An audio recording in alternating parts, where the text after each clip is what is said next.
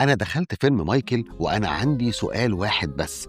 هو أنت لما تيجي تعمل فيلم عن مايكل جاكسون هتعمل الفيلم عن إنسان ولا عن أسطورة؟ أسطورة الناس أصلا مش شايفاه بشر زينا، لأننا هنا مش بنتكلم عن مطرب ناجح، لا، إحنا بنتكلم عن واحد أول ما كان بيطلع على المسرح الدنيا كلها بتقف على رجل. صوت ورقص وحضور وكاريزما وشهرة خلت صاحبها أكبر من الفن نفسه، بس في نفس الوقت أكبر من احتماله كإنسان. فأنا وأنا بتفرج على الفيلم ما كانش عندي السؤال بتاع إن الفيلم ده حلو ولا وحش، السؤال الحقيقي كان هل الفيلم ده فهم مايكل جاكسون فعلا ولا انبهر بيه لدرجة إن هو خاف يقرب من الجراح؟ وبصراحة بعد ما خلصت الفيلم طلعت برأي واضح جدا.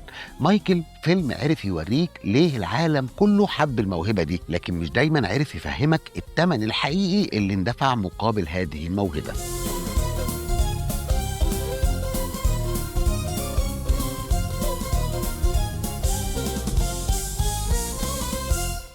أنا من أول لحظة كنت داخل فيها الفيلم ده وأنا عارف إن أنا داخل على مهمة شبه مستحيلة، لأن في فرق ضخم جدا ما بين إن أنت تعمل فيلم عن نجم وإن أنت تعمل فيلم عن مايكل جاكسون. وده لأن مايكل مش مجرد سيرة ذاتية قابلة للتلخيص، ده اسم اتحول من زمان قوي لحاجة أكبر من الشخص نفسه، أسطورة، ظاهرة، حالة جماهيرية، وصورة ساكنة في دماغ العالم كله. وعلشان كده أنا شايف إن أي فيلم عنه لازم من أول ثانية يجاوب على السؤال: أنت جاي تقول لنا حكاية الراجل ولا جاي تعيشنا تجربة الأسطورة؟ والفيلم هنا في رأيي اختار من بدري قوي إن هو يميل للناحية التانية، يصنع لك التجربة الأسطورية أكتر ما يفكك لك الإنسان بكل تناقضاته. وده باين جدا من شكل الحكاية نفسها، لأن الحكاية كلها بتقف عند سنة 1988، يعني قبل كل الاتهامات والجدل حوالين صورة مايكل جاكسون. وأنا بصراحة شايف إن القرار ده هو أهم قرار درامي اتاخد في الفيلم كله، لأنك لما تقفل الحكاية كلها عند نهاية باد أنت كأنك بتقول للمشاهد من أولها: أنا مش هحكي لك كل حاجة، أنا هحكي لك بس كيف ولدت الأيقونة. هوري لك الطفل والموهبة والبدايات والأب والضغط والاستوديو والمسرح ورحلة الصعود والكمال اللي بيطارد صاحبه، ولكن مش هفتح لك بقى الأبواب التانية. وده قرار أنا كمتفرج شايف إن هو خلى الفيلم متماسك من ناحية، ولكنه خلاه برضو أقل شجاعة من ناحية تانية، لأنه خلاه أقرب لفيلم عن صناعة المجد من إنه فيلم عن الحياة كلها. وأول حاجة شدتني فعلا في الفيلم دي كانت جعفر جاكسون. أنا شايف إن الراجل ده شايل حمل مرعب، لأنه مش مطلوب منه إن هو يمثل شخصية مجهولة، لا، ده مطلوب منه يمثل شخصية واحد العالم كله حافظه، صوته وجسمه وطريقته وطريقة مشيته وسكوته، حتى النفس اللي كان قبل الأغنية.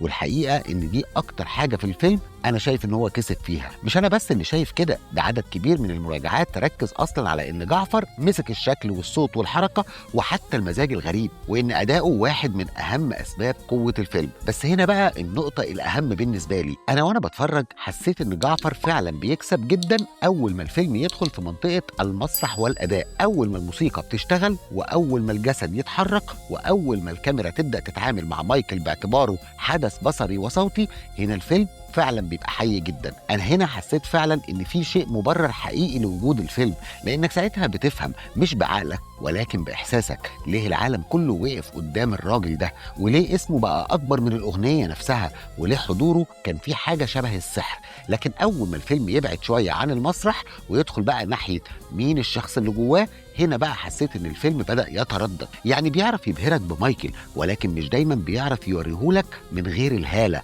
وده متصل جدا مع ملاحظات نقدية كتير جدا قالت ان الفيلم قوي في الأداء والاستعراض لكنه أكثر تحفظا وأقل عمقا لما بيقرب من المناطق المعقدة اللي في الشخصية. وده بالنسبة لي مش تفصيلة، ده قلب الحكم على الفيلم نفسه. لأن السؤال هنا مش هل جعفر ممتاز ولا لأ، هو طبعا ممتاز جدا في مناطق كتير، ولكن السؤال الأهم هل الفيلم بقى عرف يستخدمه علشان يمثل مايكل ولا استخدمه علشان يعيد إنتاج الصورة اللي كل الناس عايزة تشوفها. أنا بصراحة ميال للرأي التاني، لأن الفيلم في لحظات كتيرة جدا حسيته كأنه بيقول لي بصوا العظمة، بصوا الموهبة، بصوا الأداء، ولكن بصوا القهر، بصوا بقى الطفل اللي اتظلم. ولكن اقل كتير في انه يقول لي تعالى نفكك هذا الرجل ونبص جوه التناقضات والمناطق اللي مش مريحه. وده تقريبا نفس الاتجاه اللي خلى جزء كبير جدا من النقاد بيعتبر ان الفيلم ده متحفظ، بينما الجمهور بقى تجاوب معاه على مستوى العاطفه والمتعه بشكل اقوى بكتير. ومن اكتر الحاجات اللي انا شايف ان الفيلم صادق فيها فعلا هي العلاقة العبقرية بالتمن، ودي عندي أهم طبقة في الفيلم كله، لأن حتى لو الفيلم ما دخلش في كل حاجة فهو فتح في حتة مهمة جدا، إن الموهبة الخارقة دي ما جاتش كده كهدية مجانية، لا دي جت ومعاها تمن كبير قوي من أول يوم. والفيلم بيوضح لنا ده من خلال البيت والأب والصرامة والتدريب والسحب المبكر جدا للطفل من أي مساحة طبيعية للعب أو براءة. يعني الطفل اللي المفروض يكون بيكبر زي أي طفل اتسحب بدري جدا لجهاز اسمه الشغل والانضباط والنجاح والإبهار. وعلشان كده أنا شايف إن الفيلم ده في أحسن لحظاته بيحكي عن طفل اتسجن جوه الموهبة، وده شيء موجع جدا، خصوصا ان الفيلم فعلا بيقدم لنا جوزيف جاكسون كعامل اساسي في تشكيل الرحله كلها، مع اداء من كولمان دومينجو حاضر بقوه في معظم المشاهد اللي هو موجود فيها. وانا بصراحه خرجت من الفيلم حاسس ان اهم جمله ممكن اقولها هي: الشهره هنا مش مكافاه، الشهره هنا هي عباره عن قفص ولكنه من ذهب. لان الفيلم طول الوقت بيقول لك ان كل حاجه مبهره في مايكل كانت شايله معاها خساره انسانيه ضخمه، الصوت العظيم وراه حرمان، والحضور الخارق وراه ضغط، والسعي للكمال وراه خوف مرعب من النقص، والتصفيق كان وراه وحدة. ودي نقطة أنا شايف إن الفيلم نجح جدا فيها أكتر من أي حاجة تانية، يمكن لأنه حتى وهو بيحتفي بمايكل جواه حزن واضح، حزن شخص اتحب بشكل يكاد يكون مش طبيعي، لكن ده مش معناه إن هو عاش حياة طبيعية، لا. وده بقى جزء من الفكرة الأساسية في الفيلم، إن الفيلم بيلمح لصدمة الطفولة والضغط والبراءة المفقودة، حتى لو ما قدرناش نفككها بشكل كامل. لكن هل الفيلم بقى كان شجاع كفاية؟ هنا بقى رأيي واضح جدا، لا مش كفاية، مش لأنه كذاب ولكن لأنه منتقى جدا. الفيلم مش بيزور لي الإحساس، أنا فعلا حسيت بالوجع وحسيت بالسجن وبسطوة الأب وبحجم العبقرية وبقسوة طريق النجاح، ولكن في نفس الوقت حسيت إن الفيلم عايز يفضل جوه المنطقة اللي ما تكسرش الهالة بزيادة. وده شيء مفهوم لو انت عامل فيلم معتمد رسميا ومرتبط بتركة مايكل، خصوصا ان انتاج الفيلم اصلا معتمد بشكل كبير على آلة جاكسون، وان الفيلم اتعرض لهزات كبيرة جدا اثناء الصناعة، ومنها اعادة تصوير اجزاء مكلفة جدا لانها كانت مرتبطة بالاتهامات، وانتهى بالامر عند سنة 1988. ودي نقطة انا شايف ان هي لازم تتقال بصراحة في الحلقة دي. انا مش معترض ان الفيلم اختار زاوية، بالعكس اي فيلم سيرة ذاتية لازم يختار زاوية، ولكن اعتراضي الوحيد ان الفيلم احيانا بيحب يخلي الزاوية دي تبدو وكأنها الحكاية الكاملة، وهي مش كده طبعا.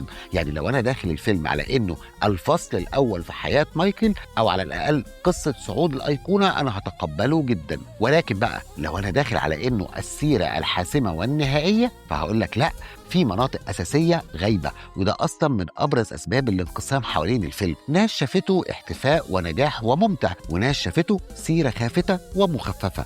أما بقى على مستوى الإخراج فأنا شايف إن أنطوان فوكوا هنا لعب صح جدا في نقطة مهمة، إن هو فهم إن الفيلم زي ده لو معرفش يخلق لك إحساس بالحدث يبقى خسر من أولها. وعلشان كده أنا شخصيا حسيت إن الفيلم كل ما كان بيدخل في منطقة المسرح أو التدريب أو صناعة الأغنية بيبقى ماسك نفسه قوي. الكاميرا هنا فاهمة إن مايكل ده ما كانش مجرد مغني، لا، مايكل هنا جسد بيتكلم موسيقى، وده باين جدا في الطريقة اللي الفيلم بيصور بيها الاستعراضات واللحظات اللي مفترض إن هي ولادة الصورة العامة للأسطورة. ولكن في المقابل أنا حسيت إن الفيلم أضعف بكتير لما حاول يلاقي تفسير، يعني لما يشرح أو يربط أو يلم أي حاجة في خط واحد أو يضغط الرحلة كلها في لحظات معروفة، كان بيبقى الهيكل العام للفيلم ضعيف جدا. وهنا بقى بيبقى عندي الإحساس إن الفيلم أحيانا بيعرف يعيش مايكل لكنه ما بيعرفش يفهم مايكل، وهنا ده فرق كبير جدا. يعني أنت ممكن تخرج من الفيلم مبسوط ومنبهر ومتأثر وعايز ترجع تسمع الأغاني، ولكن مش شرط تخرج منه فاهم أكتر. وده في رأيي سبب مباشر إن الجمهور تجاوب معاه وبقوة، بينما بقى النقاد كانوا أقل حماسا، لأن الفيلم نجح في الإحساس أكتر ما نجح في التشريح. والنتيجة فعلا كانت واضحة جدا، تقييمات نقدية مختلطة أو ضعيفة، وفي المقابل إيرادات قوية جدا وصلت أصلا ل 97 مليون دولار محليا و217 مليون دولار عالميا في أول ويك إند. ودي مفارقة عظيمة جدا، لأنها بتقولك إن في جمهور كبير جدا ما كانش داخل أصلا يدور على المحاكمة أو الجدل، هو داخل عايز يعيش لحظة الانبهار، عايز يفتكر ليه كان مايكل نجم بهذا الحجم، عايز يشوف الجسد ويسمع الموسيقى والصوت ويتفرج على النجومية. والفيلم في النقطة دي اشتغل واشتغل جدا، يمكن اكتر ما اشتغل كفيلم تحليل نفسيه. وانا هنا شايف ان دي مش مشكله صغيره، لكنها كمان مش حاجه ممكن تهد الفيلم كله، لان في فرق بين الفيلم انه يفشل وبين ان الفيلم يختار معركه محدده ويكسبها. وفيلم مايكل بالنسبه لي كسب معركه تجسيد الاسطوره، لكنه ما كسبش بالكامل في معركه كشف الانسان. فهل انا شايف بقى ان الفيلم كويس؟ طبعا انا شايفه كمتفرج ان هو فيلم كويس جدا. وهل انا بقى شايفه كامل؟ لا، بعيدا عن الكمال انا شايفه فيلم كل ما بيقرب من المسرح والموهبة والجسد والإيقاع بيبقى أقوى، وكل ما بيقرب للمناطق اللي محتاجة جرأة أكتر وتفكيك أعمق بيبقى متحفظ. يعني لو هختصر رأيي في جملة واحدة، مايكل فيلم عرف يوريك ليه كل الناس كانت بتحب الموهبة دي، لكنه أقل قدرة على إنه يوري لك إيه اللي الموهبة دي كانت مخبياه. وفي النهاية أنا بالنسبة لي فيلم مايكل مش فيلم عن الحقيقة الكاملة، هو فيلم عن اللحظة اللي فيها العالم قرر إن الشخص ده شخص مش طبيعي، عن الطفل اللي بقى معجزة، وعن المعجزة اللي كبرت لدرجة إن هي بلعت صاحبها، وعن موهبة كل ما كانت بتبهر الناس أكتر كانت بتسحب من صاحبها حاجة إنسانية أكتر وأكتر. أنا خرجت من الفيلم وأنا مقتنع بحاجة واحدة بس، إن مايكل نجح في إن هو يفكرني ليه العالم حب مايكل جاكسون بالشكل المرعب ده، ولكنه ما نجحش بنفس الدرجة إن يخليني أحس إني قربت من الراجل اللي جوه الأسطورة للآخر. اكتبوا لي بقى في الكومنتات، انت شايف ان فيلم السيرة لازم يفتح الجروح مهما كانت صعبة، ولا يكفي ان هو يكون صادق في الزاوية اللي هو اختارها؟ بعد ما شفت فيلم مايكل حسيت انك قربت من الانسان، ولا فضلت واقف قدام الاسطورة وبس؟ ولو عجبتك الحلقة يا ريت تعمل لايك وتشترك في القناة وتفعل الجرس عشان يوصلكم كل جديد. انا احمد عقل، ودي كانت حكايتنا النهاردة. وزي ما دايما بنقول، الحكايات كتير لكن سقراط بس هو اللي عنده الحكاية الصح.